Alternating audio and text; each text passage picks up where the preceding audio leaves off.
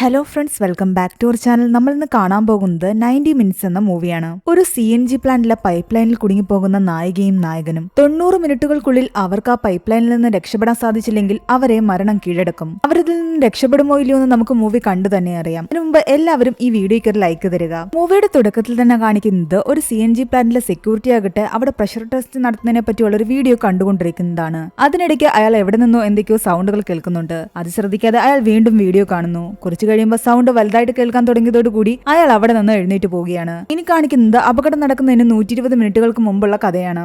ആൻസിയും അവളുടെ കൂട്ടുകാരൻ സിബിയും ചേർന്നിട്ട് ഒരു ഫാക്ടറിയിലെ CNG പൈപ്പ് ലൈനിനുള്ളിലൂടെ നടന്നു പോവുകയാണ്. ഫാക്ടറി ആൻസിയുടെ ഭർത്താവ് ജോണിന്റെ സ്വപ്നമായിരുന്നു. അവളിപ്പോൾ ഈ പൈപ്പ് ലൈനിലൂടെ പോകുന്നത് എന്തിനാണെന്നറിയാമോ? പൈപ്പ് ലൈനിനുള്ളിലെ 3rd തെർമോവെല്ലിൽ ഒരു പെൻഡ്രൈവ് ഇരിപ്പുണ്ട്. ആ പെൻഡ്രൈവ് എടുക്കുക എന്തായിരുന്നു അവരുടെ ലക്ഷ്യം. അങ്ങനെ അവർ ആ തെർമോവെല്ലിന്റെ അടുത്തെത്തുകയും പെൻഡ്രൈവ് എടുത്ത ശേഷം അത് തങ്ങളുടെ ഫോണുമായിട്ട് കണക്ട് ചെയ്ത് അതിലെ ഡേറ്റാസ് എല്ലാം തന്നെ കോപ്പി ചെയ്യുന്നു. ആൻസിയുടെ ഹസ്ബൻഡ് ജോൺ ഇപ്പോൾ ജയിലിലാണ്. അയാളും അയാളുടെ പാർട്ണർ ഹരിയും ചേർന്നിട്ടായിരുന്നു ഈ ഒരു പ്രോജക്ട് തുടങ്ങിയത്. എന്നാൽ അയാളുടെ പാർട്ണർ ജോണിനെ ചതിക്കുകയും ഇതെല്ലാം തന്നെ ഇല്ലീഗലായിട്ട് കോർപ്പറേറ്റിന് വിറ്റഴിക്കാൻ തീരുമാനിക്കുകയും ചെയ്തു. പൊല്യൂഷൻ കുറയ്ക്കുന്ന CNG കാർസ് ഉണ്ടാക്കുന്ന കമ്പനിയായിരുന്നു ഇത്. ഈ ഒരു പ്രോജക്ട് പുറത്തു വരികയാണെങ്കിൽ ഒരുപാട് ആൾക്കാർക്ക് അത് ഗുണം ചെയ്യും. എന്നാൽ ജോണിന്റെ കൂട്ടുകാരൻ ഹരി അതെല്ലാം തന്നെ തകർത്തു. ഈ പ്രോജക്ട് തുടങ്ങാനുള്ള കാശ് ജോണിന് കിട്ടിയത് ഇല്ലീഗലായിട്ടാണെന്നും അത് ബ്ലാക്ക് മണി ആണെന്നും ഒക്കെ കാണിച്ചാണ് ഇപ്പോൾ ജോണിനെ അകത്താക്കിയിരിക്കുന്നത്.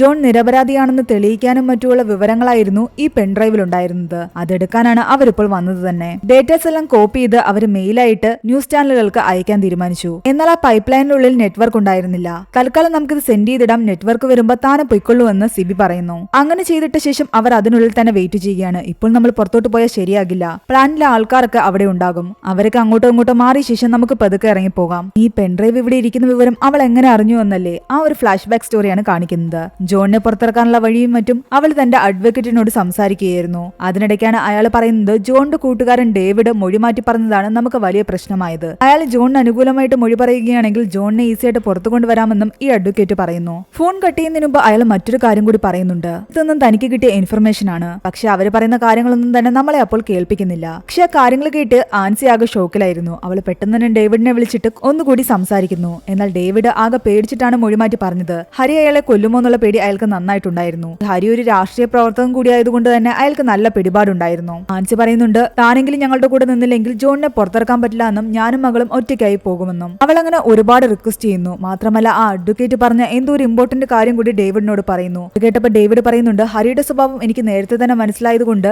ഞാൻ ഈ പ്ലാന്റിന്റെ എല്ലാ വിവരങ്ങളും അടങ്ങുന്ന ഒരു പെൻഡ്രൈവ് ഒരിടത്ത് സൂക്ഷിച്ചു വെച്ചിട്ടുണ്ട്. ഇന്ന് രാത്രി തന്നെ നീ അത് എടുക്കുകയാണെങ്കിൽ നിനക്ക് എങ്ങനെയെങ്കിലും ജോണിനെ രക്ഷിക്കാം. അത് കേട്ടതും രണ്ടും കൽപ്പിച്ച് അവൾ അന്ന് രാത്രി തന്നെ റെഡിയായി ഇറങ്ങുകയായിരുന്നു. ഇറങ്ങിക്കിടന്ന 1.5 വയസ്സുള്ള തന്റെ മകളെ ആ വലിയ വീട്ടിൽ ഒറ്റക്കിട്ട ശേഷമാണ് അവൾ ഇങ്ങോട്ട് ഇറങ്ങി വന്നിരിക്കുന്നത്. ഇത് കേട്ട് സിബി ശരിക്കും ഞെട്ടി. താനെന്ത് മണ്ടത്തരമാ കാണിച്ചെന്ന് ചോദിക്കുന്നു. അടുത്തെങ്ങും ഒരാള് പോലും ഇല്ലാത്ത വീടാണിത്. കുഴപ്പമില്ല, അവൾ നല്ല ഉറക്കമാണ്, നമുക്ക് കുറച്ചു കഴിയുമ്പോൾ പെട്ടെന്ന് തിരിച്ചു പോകാമെന്ന് അവൾ പറയുന്നു. തൽക്കാലം അവർ കുറച്ചുനേരം അവിടെ തന്നെ റെസ്റ്റ് എടുക്കുകയാണ്. ചെറുതായിട്ട് ആൻസി ഒന്ന് ഉറങ്ങിപ്പോകുന്നു. അവൾ ഞെട്ടി എഴുന്നേറ്റ് നോക്കുമ്പോൾ സിബി അവിടെയെങ്കിലും തന്നെ ഉണ്ടായിരുന്നില്ല. ആകെ പാനിക്കായിട്ട് അവൾ വീണ്ടും ആ പൈപ്പ് ലൈനിലൂടെ നടക്കാൻ ആരംഭിച്ചു. കുറച്ചു ദൂരം മുന്നോട്ട് പോയപ്പോൾ അവന്റെ ഒരു ഷൂ മാത്രമാണ് കിട്ടുന്നത്. അവൾ വീണ്ടും ടെൻഷനായി മുന്നോട്ട് പോയതോടുകൂടി അവൻ അവിടെ കിടന്ന് ഉറങ്ങുന്നത് കാണുന്നു. ദേഷ്യം വന്ന് അവളാകട്ടെ അവനെ കുറെ വഴക്ക് പറയുന്നു. നിന്റെ അടുത്തൊന്നും കിടന്ന് ഉറങ്ങാൻ പറ്റത്തില്ല, നിന്റെ കൂർക്കം വലി കാരണം എനിക്ക് ഉറക്കം കിട്ടിയില്ല, അതുകൊണ്ടാണ് ഞാൻ ഇങ്ങോട്ട് വന്നതെന്നാണ് അവൻ പറയുന്നത്. ഉറങ്ങിയതൊക്കെ മതി, നമുക്ക് തിരിച്ചു പോകാമെന്ന് പറഞ്ഞിട്ട് അവനെ വിളിച്ചുകൊണ്ട് അവള് പോവുകയാണ്. അങ്ങനെ അവർ കുറെ ദൂരം നടക്കുന്നു. കുറച്ചു കഴിയുമ്പോൾ അവൾക്കൊരു ഡൗട്ട് തോന്നുന്നുണ്ട്, നമ്മൾ ശരിയായ വഴി തന്നെയല്ലേ പോകുന്നതെന്ന്. അവൻ തന്റെ ഫോണിലെ കോമ്പസ് നോക്കിയിട്ട് കറക്റ്റായ വഴി തന്നെയാണെന്നാണ് പറയുന്നത്.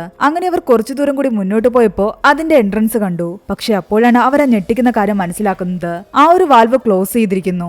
അവർ കയറി വന്ന വഴി തന്നെ അടഞ്ഞു. അവൻ പലതവണ അത് തുറക്കാൻ ശ്രമിച്ചെങ്കിലും അവനെ കൊണ്ട് സാധിക്കുന്നുണ്ടായിരുന്നില്ല.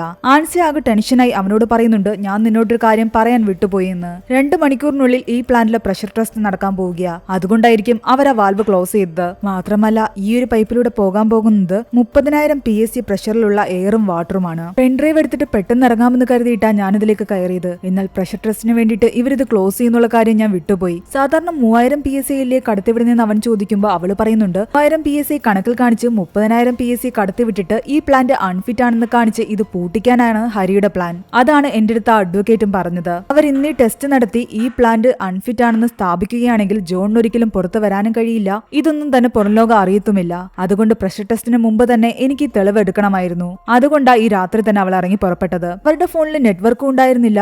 എമർജൻസിയിൽ വിളിച്ചിട്ട് ആരും തന്നെ എടുക്കുന്നുമുണ്ടായിരുന്നില്ല. അതിന്റെ കൂടെ തന്റെ മകളെ അവിടെ ഒറ്റയ്ക്കാക്കിയിട്ട് വന്നതിന്റെ ടെൻഷനും കൂടി ഉണ്ടായിരുന്നു അവൾക്ക്. മാത്രമല്ല 2 മണിക്കൂറിനുള്ളിൽ ടെസ്റ്റ് സ്റ്റാർട്ട് ആവുകയാണെങ്കിൽ 1.5 മണിക്കൂറിനുള്ളിൽ ഈ പൈപ്പ് മുഴുവൻ വെള്ളം കൊണ്ട് നിറയും. അതിനു മുമ്പ് നമുക്ക് ഇവിടെ നിന്ന് പുറത്ത് കടക്കണം. ആകെ നമ്മുടെ മുൻപിൽ ഇനി 90 മിനിറ്റ് മാത്രമേ ഉള്ളൂ. ഇനി ഇവരുടെ മുന്നിൽ ഒരേ ഒരു വഴിയേ ഉണ്ടായിരുന്നുള്ളൂ. അതിന്റെ ഓപ്പോസിറ്റ് അറ്റത്തേക്ക് പോയിട്ട് കമ്പനി പ്ലാന്റിലേക്ക് കയറുക. പ്രഷർ ടെസ്റ്റിന് മുമ്പ് അവർ ആ വാൽവ് ക്ലോസ് ചെയ്യും. അതുകൊണ്ട് 1.5 മണിക്കൂറിനുള്ളിൽ അവിടെ എത്തി ആ വാൽവ് ക്ലോസ് ചെയ്യുന്നതിന് മുൻപ് അതുവഴി പുറത്ത് കടക്കുക. സമയം കളയാൻ നമുക്ക് അങ്ങനെ തന്നെ രക്ഷപ്പെടാമെന്ന് സിബി പറഞ്ഞെങ്കിലും അവൾ പറയുന്നുണ്ട് അതിൽ ഒരുപാട് റിസ്ക് ഉണ്ട്. ഉള്ളിലേക്ക് പോകും തോറും ഓക്സിജൻ ലെവലും കുറയും, പ്രഷറിൽ വേരിയേഷനും ഉണ്ടാകും. നമ്മുടെ ചെവിയിൽ നിന്നും മൂക്കിൽ നിന്നും ഒക്കെ രക്തം വരാനുള്ള ചാൻസസ് ഉണ്ട്. പ്രഷർ കൂടി ബ്ലഡ് വെസൽസ് പൊട്ടാനുള്ള ചാൻസസും ഉണ്ട്. എന്താണെങ്കിലും റിസ്ക് എടുക്കാതെ പറ്റില്ല എന്ന് പറഞ്ഞിട്ട് അവർ രണ്ടുപേരും മുന്നോട്ട് നടക്കാൻ ആരംഭിച്ചു. കുറെ ദൂരം നടന്നു കഴിയുമ്പോൾ സിബി പറയുന്നുണ്ട് തനിക്ക് ടോയ്ലറ്റിൽ പോകണമെന്ന്. ടെൻഷൻ കയറിയിട്ടായതാ. ഇതിനകത്തൊക്കെ എങ്ങനെ സാധിക്കുമെന്ന് അവള് ചോദിക്കുമ്പോൾ അത് സാരമില്ല, ഞാൻ കുറച്ച് മാറിയിരുന്ന് സാധിച്ചോളാം എന്ന് പറഞ്ഞിട്ട് അവൻ അവിടേക്ക് പോയിരുന്ന് കാര്യം സാധിക്കുന്നു. കയ്യിൽ ആകെ ഉണ്ടായിരുന്ന വെള്ളം വെച്ച് അവൻ കഴുകിയിട്ട് തിരിച്ചു വന്നു. വീണ്ടും മുന്നോട്ട് കുറെ ദൂരം അങ്ങനെ കുനിഞ്ഞു നടന്ന്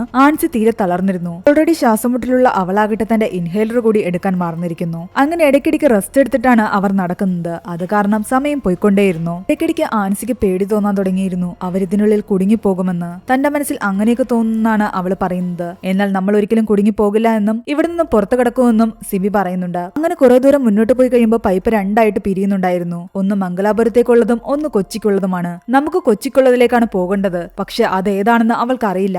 എത്ര ആലോചിച്ചിട്ടും അത് പിടികിട്ടുന്നുമുണ്ടായിരുന്നില്ല. അതേസമയം ആൻസിയുടെ മകളാകട്ടെ ഉറക്കം എഴുന്നേൽക്കുകയും അവിടെയെല്ലാം കളിച്ചു നടക്കുകയും ചെയ്യുന്നുണ്ട്. അവൻ തന്റെ ഫോണിലെ മാപ്പ് നോക്കുന്നു. ഇങ്ങോട്ട് വരുന്നതിന് മുൻപ് തന്നെ അവനത് ഒരു തവണ ഓണാക്കി ഇട്ടിരുന്നത് കൊണ്ട് തന്നെ ലൊക്കേഷൻ തെറ്റിപ്പോകില്ല എന്നും ഇതിൽ കാണിക്കുന്ന വഴി കറക്റ്റ് ആയിരിക്കുമെന്നുമാണ് അവൻ പറയുന്നത്. അവൾ പറയുന്നുണ്ട് ഇനി നമ്മളെങ്ങാനും തെറ്റി മംഗലാപുരത്തേക്കുള്ള പൈപ്പ് ലൈനിലൂടെയാ പോകുന്നത് എങ്കിൽ നമ്മൾ ഒരിക്കലും അങ്ങ് എത്താനും പോകുന്നില്ല, ഇതിനുള്ളിൽ വെച്ച് മരിച്ചും പോകും. എന്തായാലും രണ്ടും കൽപ്പിച്ച് അവരൊരു റൂട്ട് തെരഞ്ഞെടുക്കുന്നു. അതിലൂടെ ഒരു 10-15 മിനിറ്റ് നടക്കാനും തുടങ്ങി. സമയത്താണ് ഓപ്പോസിറ്റ് ഡയറക്ഷനിൽ നിന്നും ഒരു സൈറൺ മുഴങ്ങുന്നത് അവർ കേൾക്കുന്നത്. അത് കേട്ടതും ആൻസി പറയുന്നുണ്ട് നമുക്ക് റൂട്ട് തെറ്റി, ആ ഡയറക്ഷനിലേക്കാണ് നമുക്ക് പോകേണ്ടത്. അതാണ് കൊച്ചിയിലേക്ക് പോകുന്ന പൈപ്പ്. അവൾ ഒരു നിമിഷം അവിടെ തന്നെ ഇരിക്കുന്നു. ദൈവം നമ്മുടെ കൂടെയാ, അല്ലെങ്കിൽ ഈ സൈറൺ മുഴങ്ങുന്നത് ഇപ്പോൾ കേൾക്കില്ല. ഇല്ലായിരുന്നെങ്കിൽ നമ്മളിപ്പോൾ മംഗലാപുരത്തേക്കുള്ള റൂട്ടിലേക്ക് തന്നെ പോയി ഈ പൈപ്പിനുള്ളിൽ വെച്ച് മരണമടഞ്ഞേനെ. അങ്ങനെ അവർ വീണ്ടും കറക്റ്റ് ആയിട്ടുള്ള റൂട്ടിലേക്ക് പോകുന്നു. കുറച്ചു ദൂരം മുന്നോട്ട് പോയി കഴിയുമ്പോൾ ആൻസിയുടെ മൂക്കിൽ നിന്നും ബ്ലഡ് വരാൻ തുടങ്ങി. പ്രഷറിൽ വേരിയേഷൻ കാണിക്കാൻ തുടങ്ങിയിരിക്കുന്നു. ഇനി നമ്മൾ കെയർഫുൾ ആയിട്ട് നടക്കണം. നേരത്തെ കേട്ടത് പ്രഷർ ടെസ്റ്റ് തുടങ്ങുന്നതിന് മുൻപുള്ള സൈറനാണെങ്കിൽ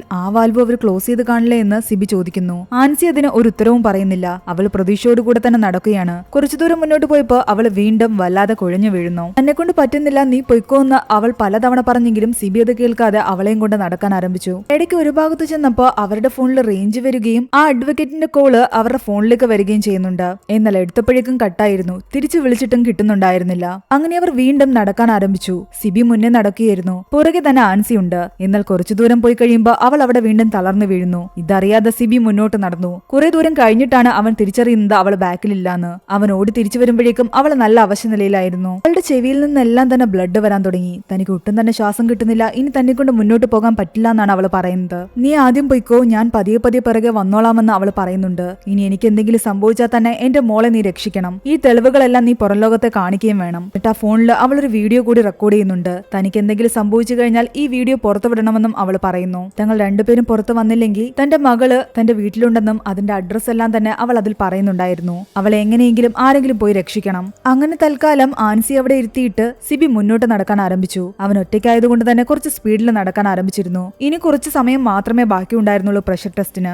പതിയെ ആൻസി എഴുന്നേറ്റ് പിറകെ നടക്കുന്നുണ്ട്. എന്നാൽ അവളെ കൊണ്ട് അധിക ദൂരമൊന്നും നടക്കാൻ പറ്റുന്നുണ്ടായിരുന്നില്ല. അവളുടെ മകളാകട്ടെ വീട്ടിലിരുന്ന് അവളെ കാണാതെ കരയാനും തുടങ്ങി. കുറച്ചു ദൂരം നടന്ന ആൻസി ആകട്ടെ ഒരിടത്ത് തളർന്നു വീഴുകയാണ്. ഒരു ദൂരം മുന്നോട്ട് പോയതോടുകൂടി സിബിയുടെ മൂക്കിൽ നിന്നും ബ്ലഡ് വരാൻ തുടങ്ങി. എന്നാലും അവൻ മുന്നോട്ട് തന്നെ നടന്നു. എന്നാൽ അവസാനം ചെന്നെത്തുന്നത് ഒരു എൻഡിലായിരുന്നു. അവിടെ വാൽവ് ക്ലോസ് ചെയ്തിരിക്കുകയാണ്. അവന്റെ പ്രതീക്ഷകളെല്ലാം തന്നെ നഷ്ടമായി. താൻ ഇവിടെ കിടന്ന് മരിക്കാൻ പോവുകയാണെന്ന് തന്നെ അവൻ ഉറപ്പിച്ചു. ദേഷ്യത്തില് ആ പൈപ്പ് ലൈനിൽ അടിക്കാൻ തുടങ്ങിയിരുന്നു. അപ്പോഴാണ് അവന്റെ തലയ്ക്ക് മുകളിലെ ഒരു ചെറിയ വാൽവ് തുറന്നുകൊണ്ട് ആ സെക്യൂരിറ്റി അവനെ നോക്കുന്നത്. നീ എങ്ങനെ ഇവിടെ വന്നു എന്നും ആരാണെന്നൊക്കെ അയാൾ ഞെട്ടലോട് ചോദിക്കുന്നു. സിബി സ്ഥലകാലബോധം തിരിച്ചെടുക്കാൻ കുറച്ച് സമയമെടുത്തു. അയാളെ കണ്ടതും അവന് മനസ്സിലായി താൻ ലക്ഷ്യസ്ഥാനത്ത് എത്തിയെന്ന്. അയാൾ അതിനുള്ളിലേക്ക് ഇറങ്ങി അവനെ രക്ഷിക്കാൻ ശ്രമിക്കുകയായിരുന്നു. പെട്ടെന്ന് അവന് ആൻസിയുടെ കാര്യം ഓർമ്മ വന്നിട്ട് അവൻ ആൻസിയുടെ അടുത്തേക്ക് ഓടിയെത്തി. എന്നാൽ അവൻ എത്തുമ്പോഴേക്കും അവൾ മരിച്ചിട്ടുണ്ടായിരുന്നു. അതേസമയം അവിടെ കിടക്കുന്ന അവരുടെ ഫോണിലേക്ക് 1-2 മെയിൽ വരുന്നത് കാണുന്നുണ്ട്. അതെല്ലാം തന്നെ ന്യൂസ് ചാനലിൽ നിന്നുള്ള മെയിലായിരുന്നു. വിവരങ്ങളെല്ലാം ടെലികാസ്റ്റ് ചെയ്തു എന്നുള്ള റിപ്ലൈ ആയിരുന്നു അത്. ഇത് കാണിക്കുന്നത് ന്യൂസ് ചാനലിലെല്ലാം തന്നെ ആൻസിയുടെ ആ അവസാന വീഡിയോ വൈറലാകുന്നതും